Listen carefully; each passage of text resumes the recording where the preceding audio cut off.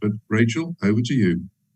Thank you. Just before I do try to share my screen, good evening, everyone. And firstly, I'd like to thank the Royal Archaeological Institute for inviting me to speak tonight, and also for making it possible to reach many more of you than anyone had probably anticipated. And I do hope you're all sitting comfortably in the comfort of your own homes. And I'd particularly like to thank Ken Smith, our chair here, Pete Wilson, Sharon and Matthew, who have worked extremely hard in the background to ensure that tonight's streaming, this live streaming, happens. So over to me in terms of sharing the screen.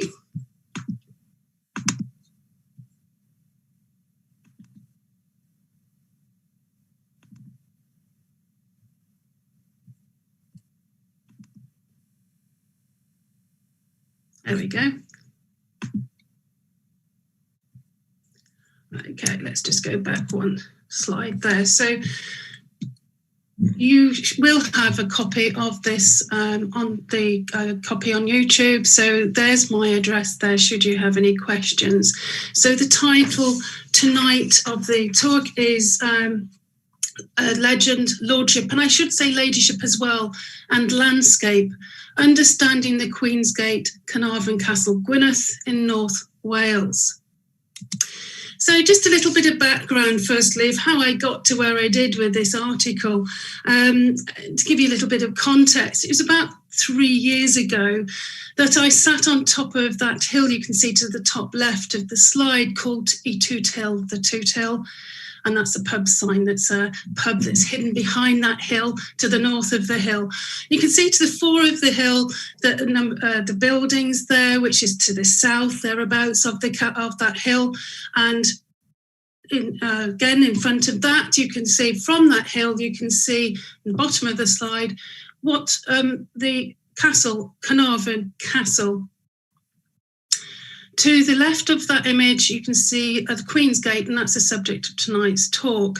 But what I sat on top of that hill for many an hour trying to work out what was happening at Caernarfon Castle.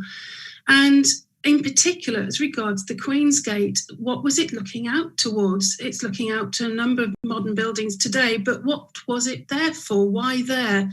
Why was it landward facing?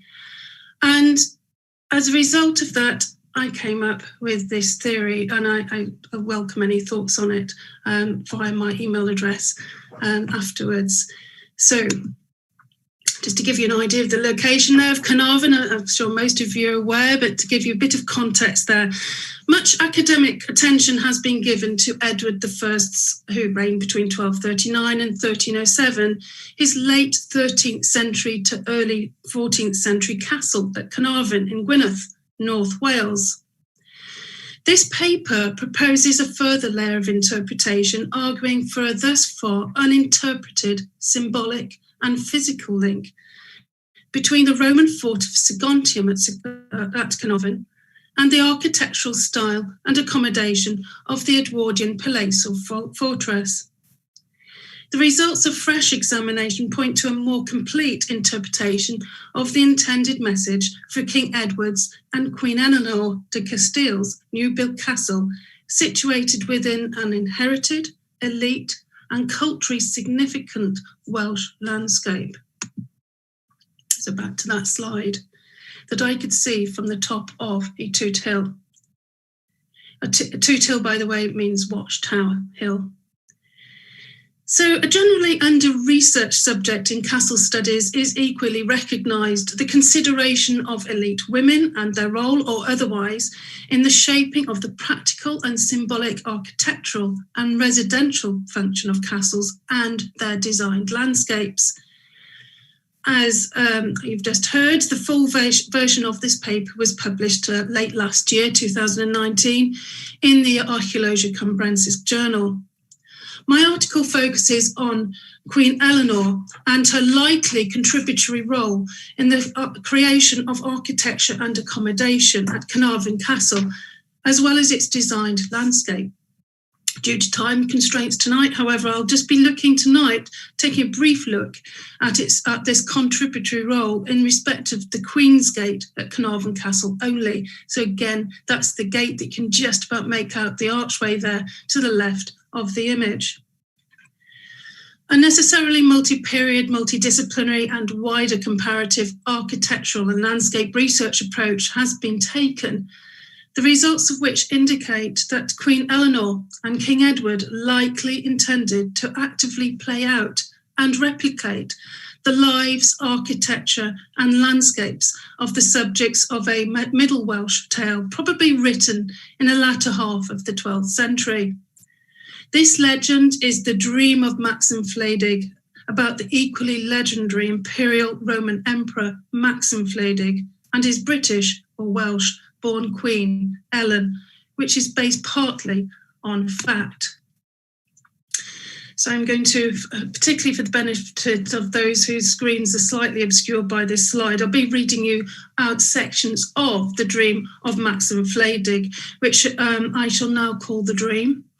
And these are the following sections. I've pulled out and highlighted sections that I'm going to refer to later in the paper. So, the Dream of Macsen Wledig. Macsen Wledig was Emperor of Rome, and he was the fairest man and the wisest, and the best suited to be emperor of all predecessors. I think we could equally be talking about Edward I here as well. He had considerable power over his people. He hunted the valley until it was noon.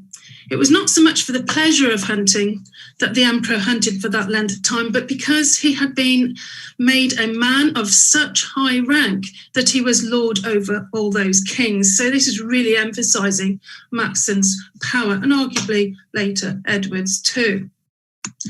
So the story continues. And then Macsen had a dream, and he saw a great city at the mouth of the river, which we now know to be the River Seont, and in the city a great castle. And he saw many great towers of various colours on the castle. And I'll be coming back to that a bit later. And he saw a fleet at the mouth of the river. And amidst the fleet he saw a ship. And Macsen imagined he was walking along the bridge into the ship. A sail was hoisted on the ship, and away she went over sea and ocean. I'll be coming to that bridge again too later.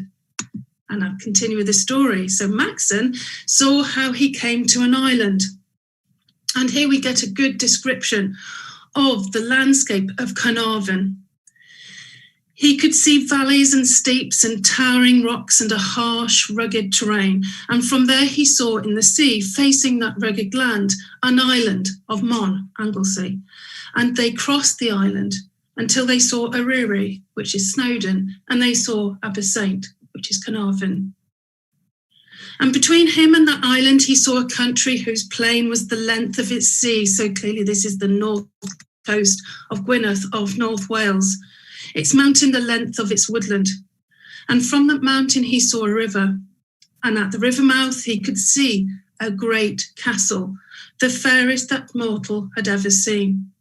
And the gate of the castle he saw open, and he came to the castle. So finally, final bit of the story here. Inside the castle, he saw a fair hall, and he saw a maiden called Helen, sitting before him in a chair of red gold, so presumably a Welsh gold. And the maiden arose to meet him from the chair of gold, and he threw his arms around the maiden's neck. I think I'll leave the rest of that bit of the story for you to look up yourselves, but I think you can probably guess. So the last bit of the story really that I'm pulling out for significance in terms of the landscape here is that Ellen decided to build great roads from one fort to the other across the island of Britain.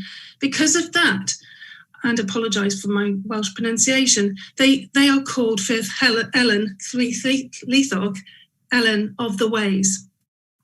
So first of all, Macsen Wledig, Prince Macsen, was a real person, better known as Magnus Maximus, a Spanish-born general who was proclaimed emperor in AD 383 by the Roman troops in Britain.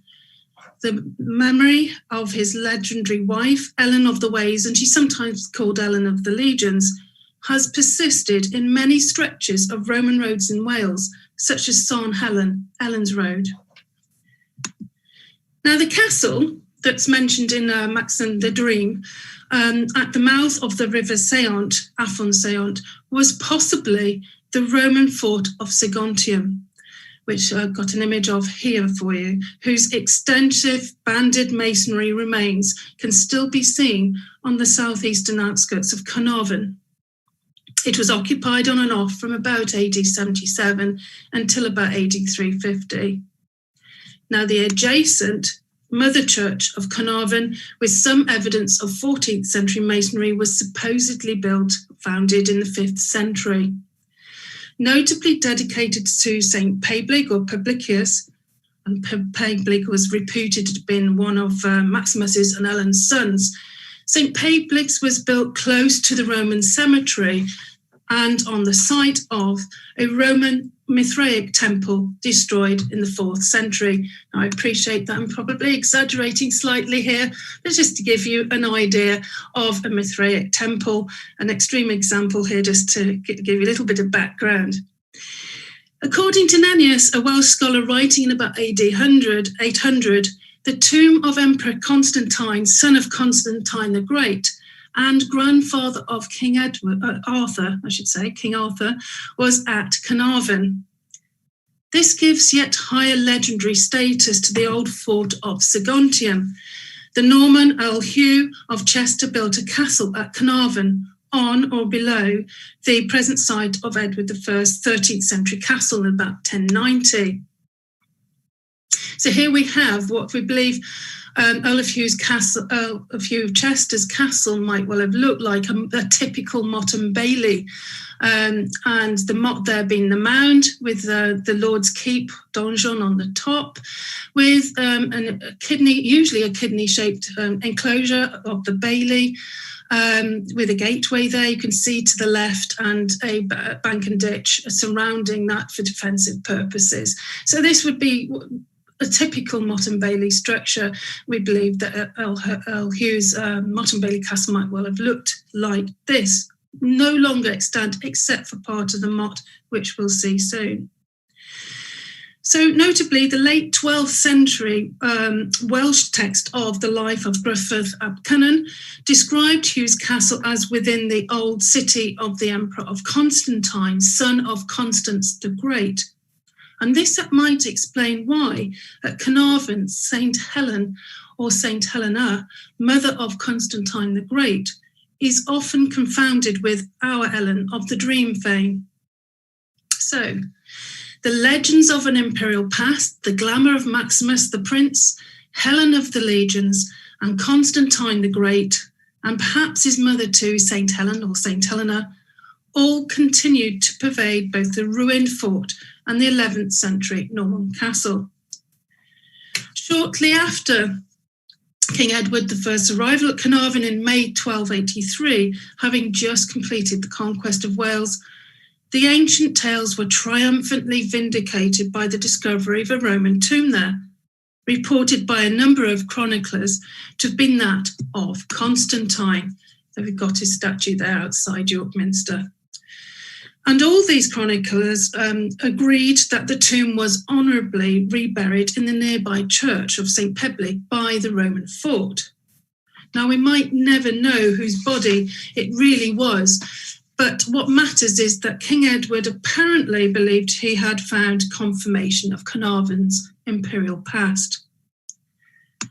Added to this, chroniclers recorded that a piece of the true cross on which Christ was crucified was presented to the king at nearby Conwy, a castle also built by Edward there, in 1283. The cross symbolised power over Welsh lordships, and through St. Helena, who reputedly discovered the true cross, it also represented the holiest place in Christendom, Jerusalem.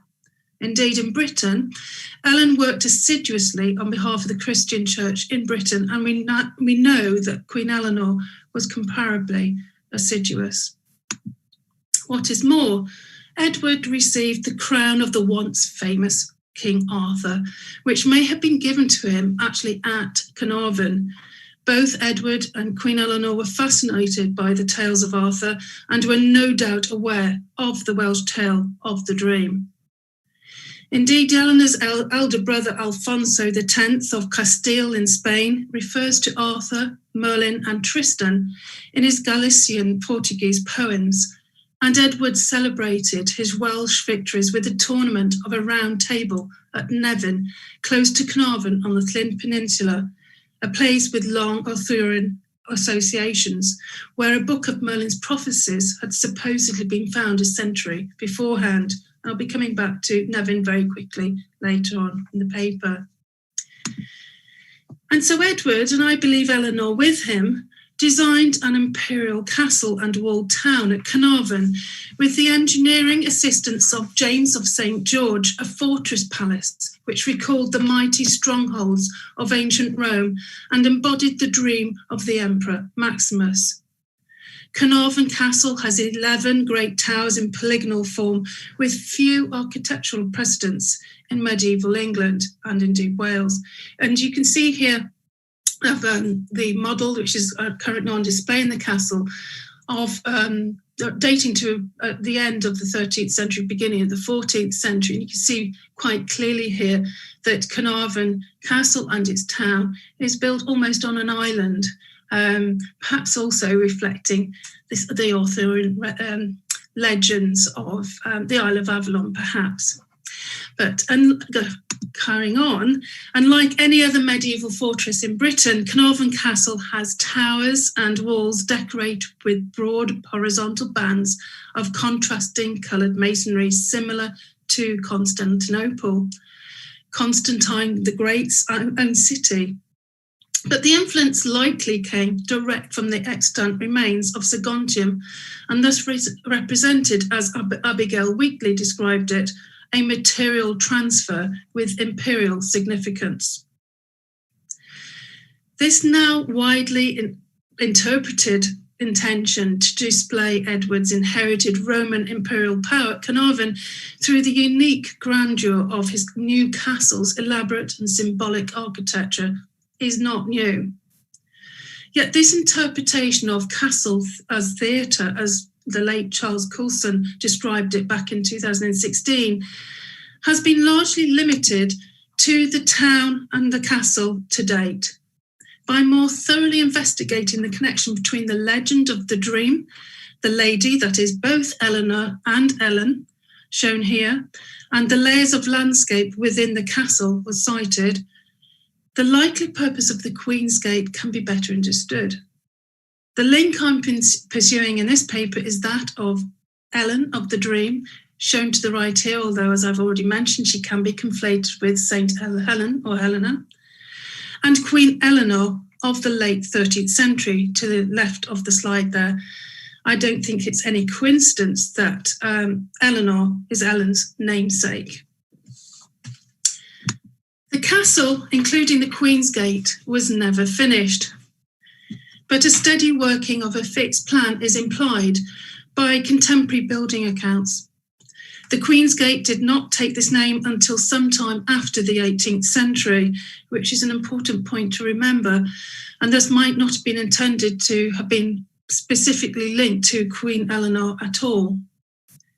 Its build was undertaken between 1295 and 1300, and in 1343 was known as the Gate towards the Prince's Garden, so that's quite a significant point there.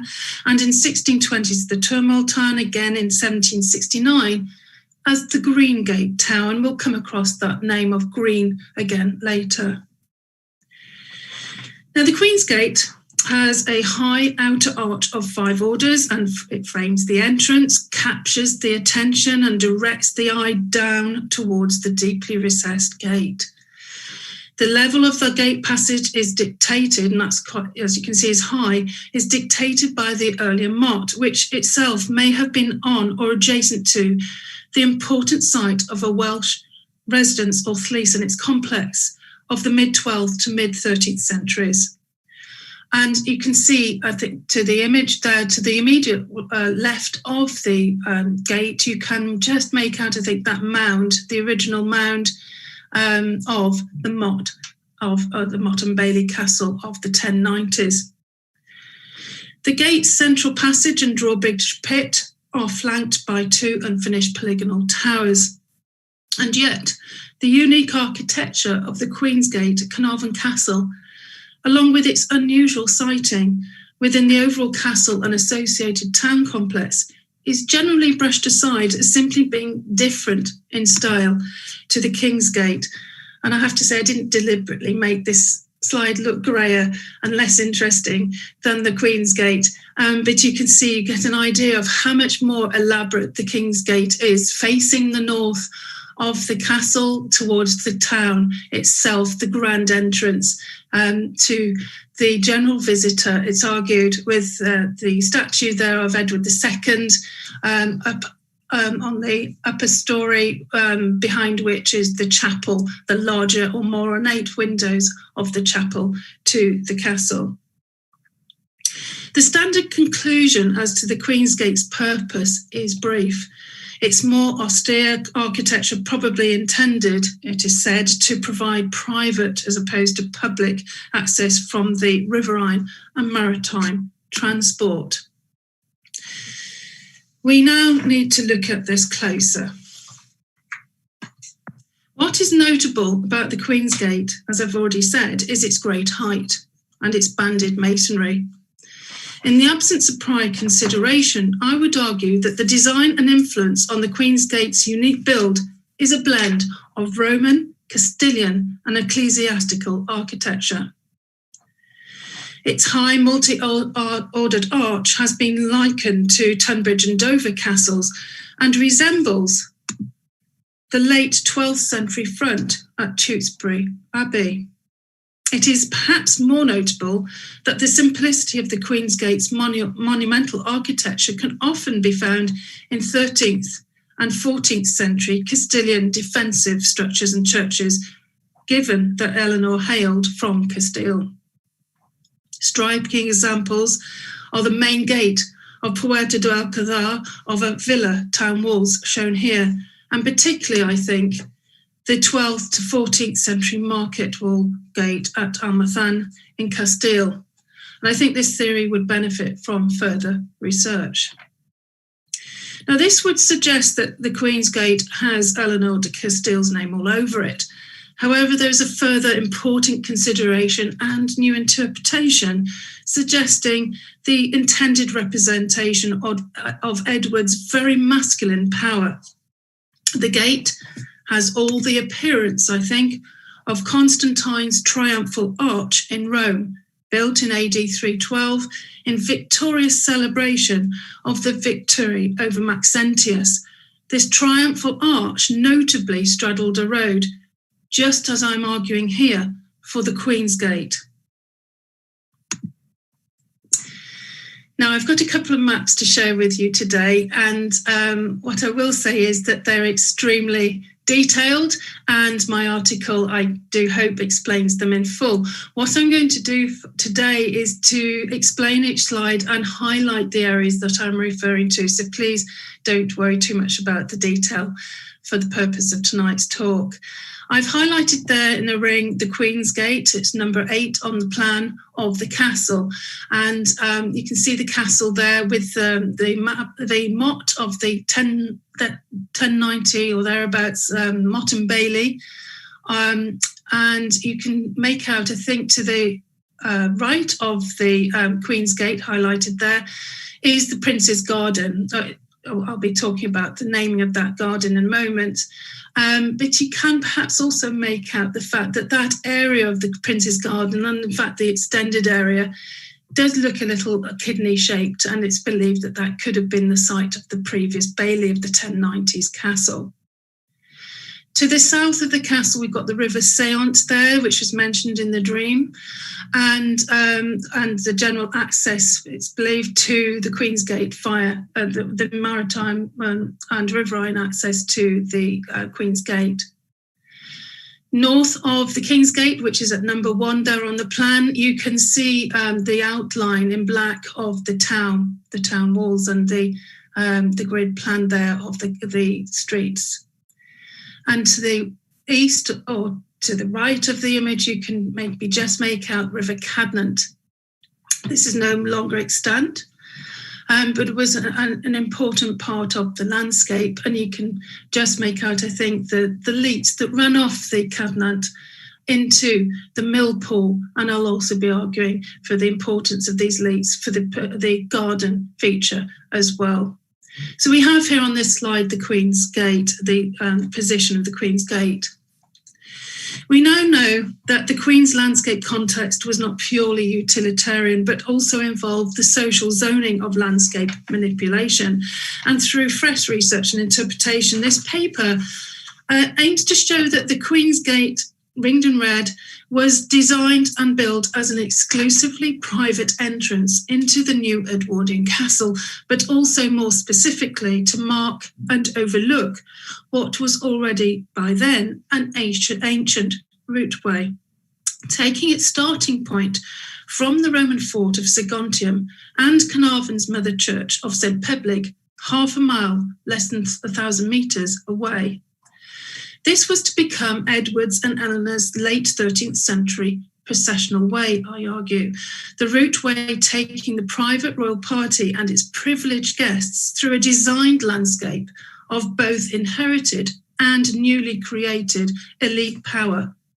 A landscape heavily enthused with Arthurian and Welsh legend and with both masculine and feminine symbolism. Importantly, this routeway has a name, which I recently identified by the mid-14th century documents, and we know that this route was documented as the King's Way. So let's have a look at this interpretation closer. Back in 1936, Piers noted that the exterior of the Queen's Gate from the southeast and from the south front, as we can see on this slide here, from across the river, that's the River Seant, are most impressive and dignified. The south front is the seaward approach, which I am not considering today, but the southeast landward approach has not been received, had not had any attention received before now. Now, the Queen's Gate's view of Eryri, Snowdonia, as mentioned in the dream, towards the southeast, must be deliberate and reminds us of the importance of the castle's location in the dream. Now, if you can try to imagine that the more modern houses there weren't there in the 13th, 14th century, and you would have, there would have been almost an indivisible view between the height of the Queen's Gate, which is where I'm standing when I took this picture, across to Eryri and possibly even in vice versa. But there's a good bit of unconsidered landscape in between Queen's Gate and Eryri. Now, in Romance literature such as The Dream, a consistent feature of the perfect castle was that it was conspicuous in its surroundings, as the Queen's Gate certainly is. Equally, the existence of an ideal approach to a castle, which often involved an approach over water through a borough, a town, and the building set off with a backdrop of a deer park, has now been shown to have been not only an important feature of Romance literature, but also physical reality. I would therefore argue that the height and the Roman-influenced architecture of the Queen's Gate and its elevated archway, with a mere tokenistic nod to the show of defence, deliberately made use of the heritage of the earlier motte, which you can see here, primarily to display literally elevated symbolic lord and ladyship. Equally, the Queen's Gate provided a view of a private elite landscape accessed from Snowdonia via Segontium and St. Peblig's church. So I've highlighted there both the Queen's Gate and the Green Gate, overlooking the Prince's Garden, or the garden there of the castle. Now, the Queen's Gate overlooked a garden, and that garden here is shown in the solid blue within the former area of the motte there, which is, by the way, is now the area of the current marketplace, Ymais. I argue in my article that this garden was more of a park type of medieval garden because of its size in particular. And it is clear that queens held responsibility for the planning of gardens, as noted by Roberta Gilchrist in 1999, while innovations in associated waterworks were implemented by Queen Eleanor, a queen gardener, with many gardens created for and by her, including neighbouring Rhuthlan and Conwy castles at this time. Now, the emphasis was placed on a private and close space of the garden, used by both elite men and women. And a close examination of contemporary records indicates that a lawn was created for Eleanor in 1283. And there was a king's garden named after Edward I, 5 years after Eleanor's death in 1295, and the King's Garden in 1343, presumably referring to and perpetuating the memory of Edward II, and the first English royal to have become Prince of Wales and recorded to have been born at Caernarfon Castle. I did skip onto this slide slightly quickly. I hope it didn't panic you too much. But the location of this garden makes sense. In fact, I'd take you back and take you through that first. Briefly, the green gate, ringed in red there, on the town's curtain wall gave restricted access to the garden with stairs that led to the wall walk. Now, we know that the garden was enclosed, it was dug and hedged, and that the water supply required for Eleanor's garden features would have been fed by one of the leats running off the adjacent King's Pond. It was created on raised ground, which is still discernible to the eye today, of the former bailey of Earl Hugh of Chester's motte-and-bailey Castle, and therefore it was safe, arguably, from recorded riverine inundations from the south, from the River Seant. Sham arrow loops at the base of the Queen's Gate provided an aesthetic display of defence in an area of elite privacy provided by the garden. Again, there's a lot of detail on this, and I've highlighted what I'm going to be talking you through, and I'll be taking you through sections of this map as we go through. So to explain what we're seeing here, I've highlighted in yellow the Queen's Gate. You can just make out the plan of the town and the castle there, adjacent to the garden, that solid blue area to the east of it. And you can see, I think, there's a solid blue line which depicts the medieval road as we know existed in the late 13th, early 14th century, which we believe largely overlay a Roman road between Segontium and the port at Caernarfon. Segontium itself, I've highlighted in a yellow box there, and you might just make out there to the right of that, you've got the church, the symbol of the church there, which is St. Peblig's. I've connected it with a yellow line, and I'll explain that to you now. So one point of fact is highly significant, I believe. The arch of the Queen's Gate and the Roman medieval road on the south and castle-facing front at Segontium, and indeed St. Peblig's, are directly in line with each other, precisely on the central axis of the arch of the gate. Today, our intervisible view is impeded by modern houses. And this photo is very kindly sent to me by a resident of Caernarfon, just south, quite a few roads south of the King's Way that I'm talking about.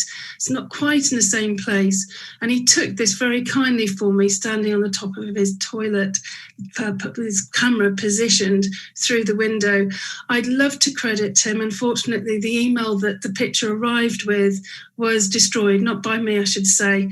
And if he is listening, please do contact me. I'd love to credit you for this. It's a great picture. You can just make out the top of the castle then. If we strip back those more modern houses, you can see that there would have been a fabulous view of the Menai Straits of Anglesey in the background and the castle itself. So our intervisible view is impeded by modern houses today, but documentary evidence suggests that the routeway had not been built up during the 14th century. So the route from Segontium to the Queen's Gate and vice versa was in all probability a deliberately designed one, where the landscapes of past and present were intentionally intermingled and opened up to both the royal party and to the visitor as they moved along the routeway, which again is shown in blue there, to and from Segontium in the yellow square box, and St. Peblig's to the adjacent of it, all of which was also visible from the height of the arch of the gateway itself. So let's take that route from Segontium and St. Peblig's, noting some of the landscape features described in the dream as we do. All the features I'm going to mention now existed during Edward's and Eleanor's time. So again, I've highlighted there in red the Queen's Gate on the castle plan, and again Segontium in the square, and also St. Peblig's Church in the yellow circle there along that routeway, the blue routeway called the King's Way, connecting the two. There is no dedicated chapel in the church in the castle. St. Mary's Chapel within the town walls was only built in 1303. Michael Fradley notes that it is interesting that a grand and prestigious ecclesiastical focus was not at the very least attempted within the castle, and I would agree. But this does not attempt to explain, this observation doesn't attempt to explain why. Notably, St. Mary's in the castle walls of the town was a chapel of ease to Llanbeblig Church. And as I highlighted earlier, the importance of St. Peblig's in the Roman and Christian landscape was associated with Eleanor and the dream. Additionally, and generally overlooked, there was an early medieval chapel of St. Helen's Chapel and a St. Helen's Well in this area. Again, I've highlighted that in yellow there, yellow circle, the item numbers, if you can see there, the PRN numbers of 3119 and 3120 signify both those early medieval features there.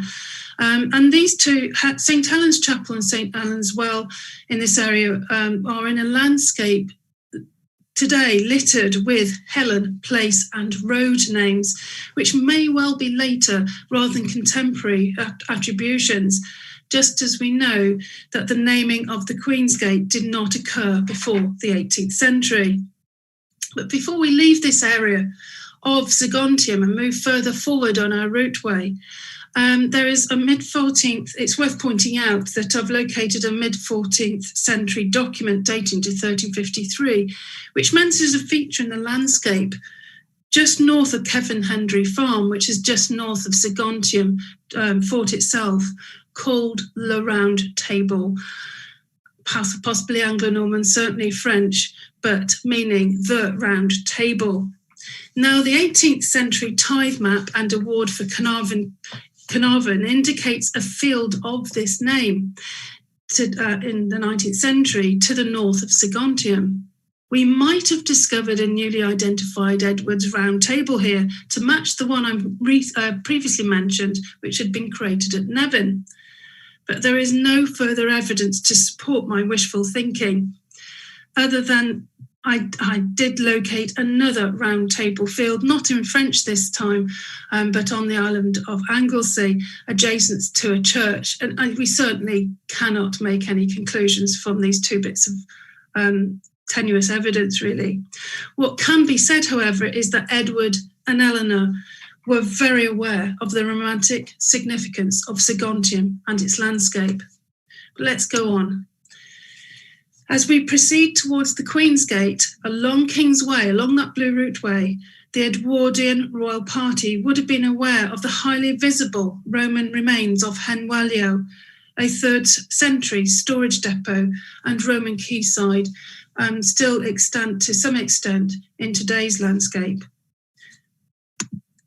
The now non-extant Helen's Causeway, highlighted there at this point in the route, was believed in the mid-18th century to have been a Roman bridge crossing the River Seont.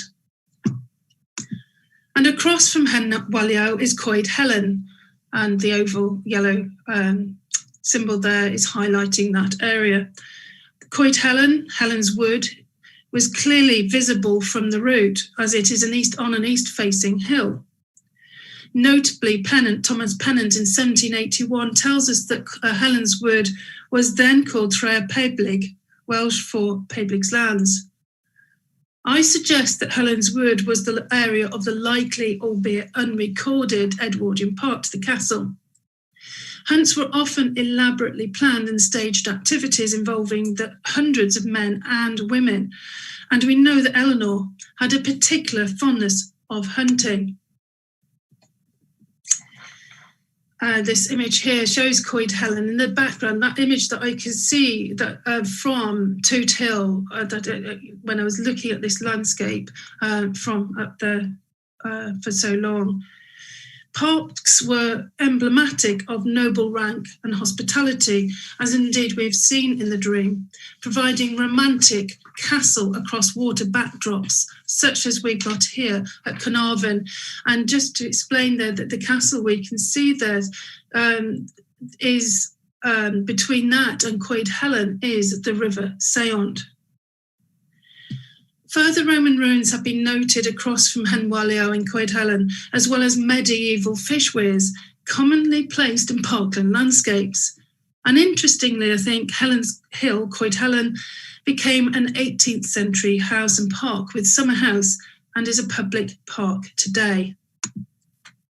And so the route takes the visitor to other visible, elite and romantic symbols in the landscape.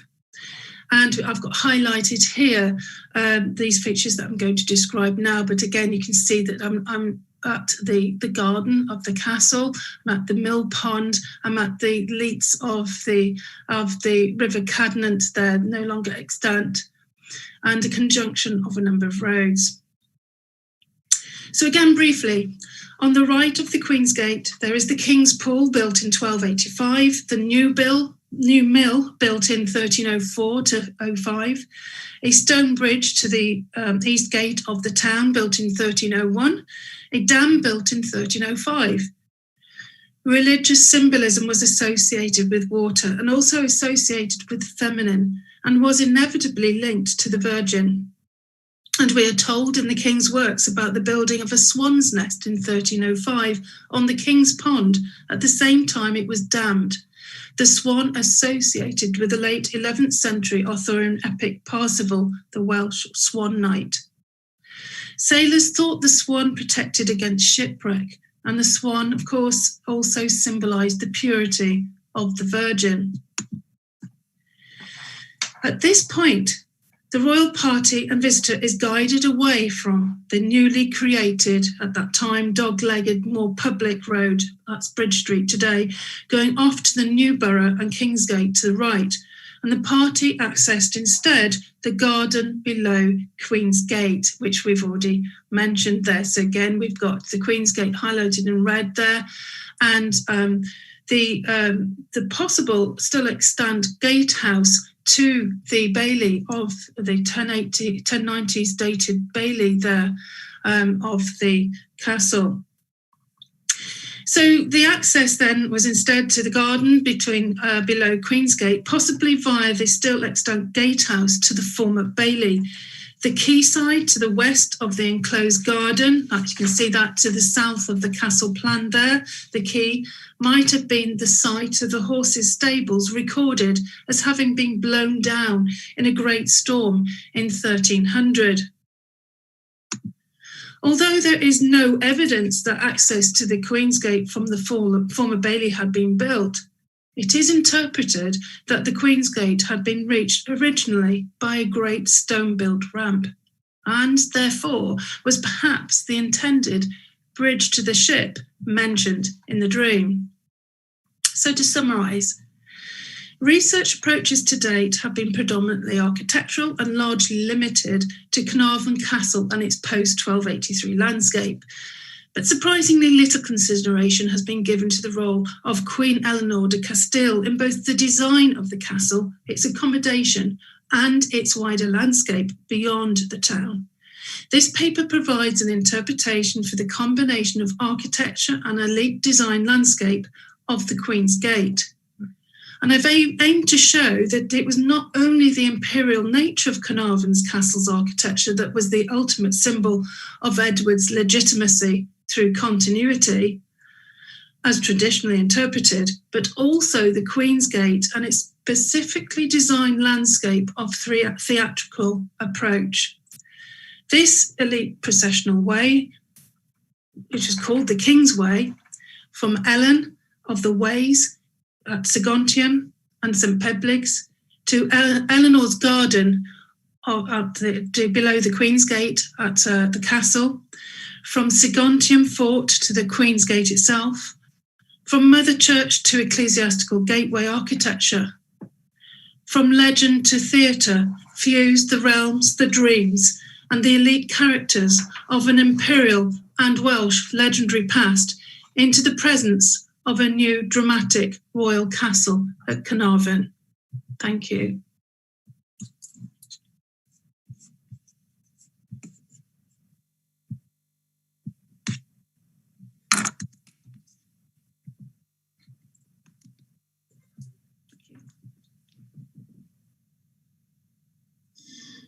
Thanks very much, Rachel. A fascinating presentation and a compelling theory. Caernarfon Castle as a symbol of power in many more ways than one might have imagined just from an external study. In a very much diminished way, I'm reminded of in the Peak District, the construction of a Bronze Age burial mound on the earlier Neolithic henge monument at Arborough. That kind of substantiating one's power base through association with earlier features, but much more elaborately, as you've demonstrated in Caernarfon and Segontium and through to Eryri to Snowdon.